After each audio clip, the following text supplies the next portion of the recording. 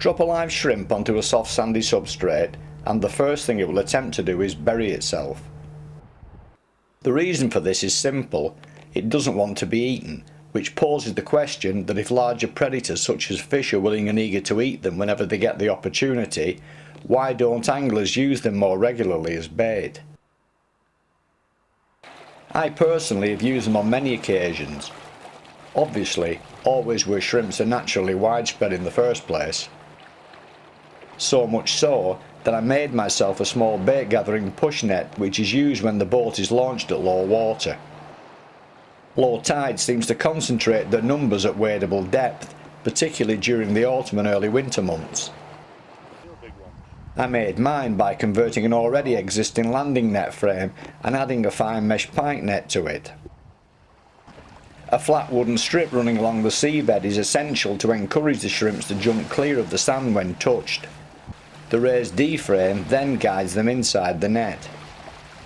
The version I use is small with a detachable handle so as not to clutter the boat. But I regularly see people with much larger versions catching bigger numbers either for eating or for sale. The only problem with doing it on this sort of scale is that you are then subject to all sorts of rules and regulations regarding size limits.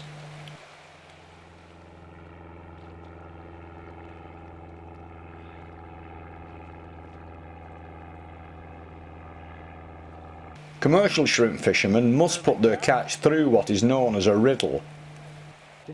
This is like a slotted garden sieve which allows all the undersized shrimps to fall through. These, along with crabs and small fish, should then be returned to the water. One small fish you really need to make yourself familiar with is the weaver. These are particularly abundant over the shrimping grounds and carry a nasty venomous sting in both the dorsal fin spines and spines on each side of the gill cover.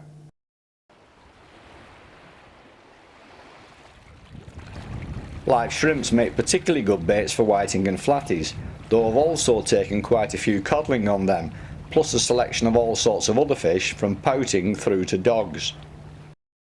But remember, shrimps are small baits best suited to fish up to a couple of pounds or so. As was said earlier, low water is the best time to be pushing. When the job is finished, select out only the bigger shrimps for use and put them into a wide base bucket or plastic tray until you get out to the fishing. Shrimps will happily live for quite some time in fresh air, providing they are not suffocating each other and are prevented from baking in the sun. Once the boat has stopped, I load mine into this floor troll which I picked up in America.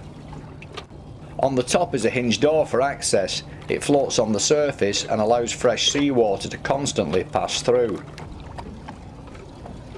Sand eels and other live fish baits also do well in the thing.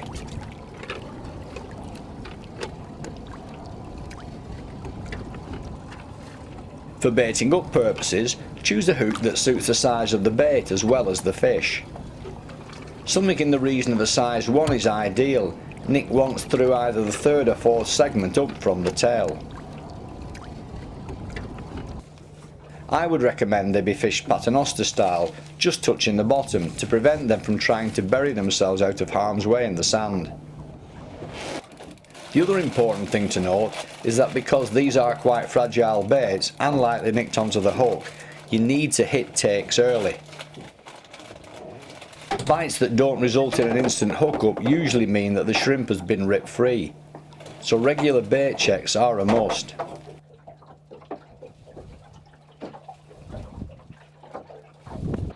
Along the Lancashire and Merseyside coast, shrimps are so abundant that larger scale commercial shrimping rigs make quite a bit of money out of catching them.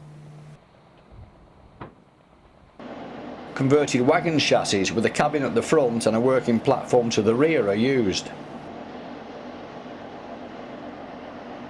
These drive into the water at low tide and tow 3 beam trolls at wheel depth.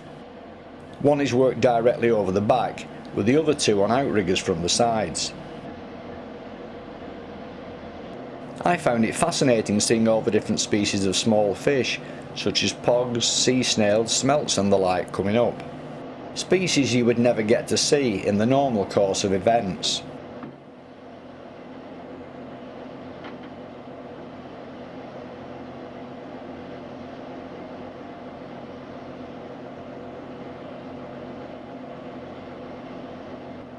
Loads of immature angling species, particularly flatties, also regularly show in the net.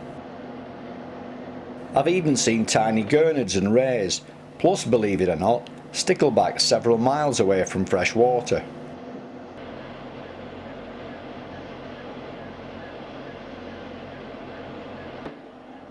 But of even greater interest are the number and size of soles that end up in the nets.